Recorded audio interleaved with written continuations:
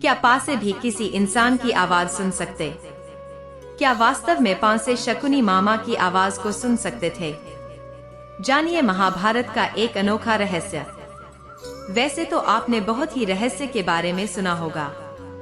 क्या कभी ऐसा भी कोई रहस्य के बारे में जाना है कि एक पासे किसी इंसान की आवाज सुन सके? सुनने में तो यह बहुत अजीब लग रहा है, पर यह सत्य है कि महाभारत काल में ऐसा ही था, जिसके बारे में आज हम इस वीडियो में जानेंगे। Hello friends, welcome back to my YouTube channel. आज की बेहद ही खास वीडियो में आप सभी का स्वागत है।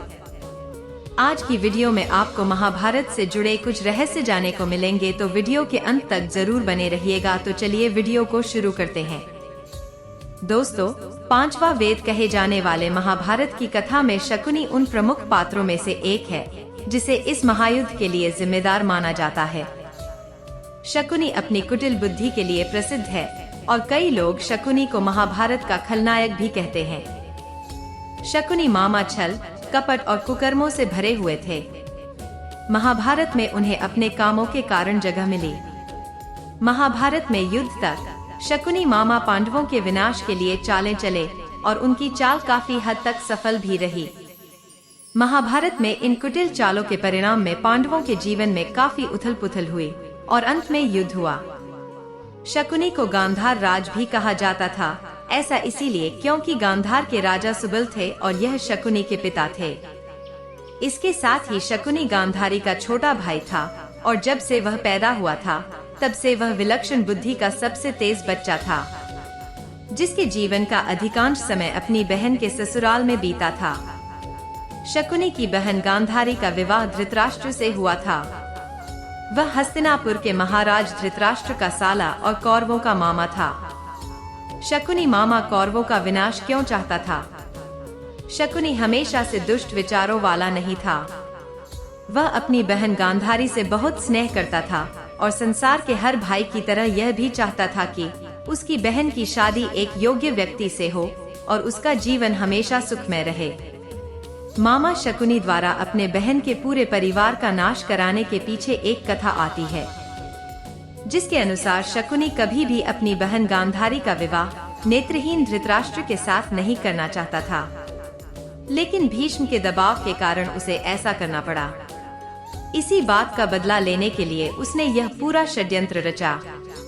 शकुनी की इस चाल के पीछे सिर्फ पांडवों का ही नहीं बल्कि कौरवों का भी भयंकर विनाश छिपा था, क्योंकि शकुनी ने कौरव कुल के नाश की सौगंध खाई थी और उसके लिए उसने दुर्योधन को अपना मोहरा बना लिया था। शकुनी हर समय बस मौकों की तलाश में रहता था, जिसके चलते कौरव और पांडवों में भयंकर युद्ध छिड़े और कौरव मारे जाएं। जिस पासे की मदद से उसने इस महायुद्ध का कुचक्र रचा, उसकी कथा भी हैरान कर देने वाली है। विवाह के बाद गांधारी से जुड़े एक सच को जानकर धृतराष्ट्र इतना नाराज हुए कि उन्होंने गांधार राज्य पर हमला करवा दिया और शकुनी के पूरे परिवार को बंदी गृह में डाल दिया गया। बंदी गृह में कैद उन सभी को इतना ही भोजन दिया जाता था कि वह धीरे धीरे भूख से तड़प कर मृत्यु को प्राप्त हो जाएं।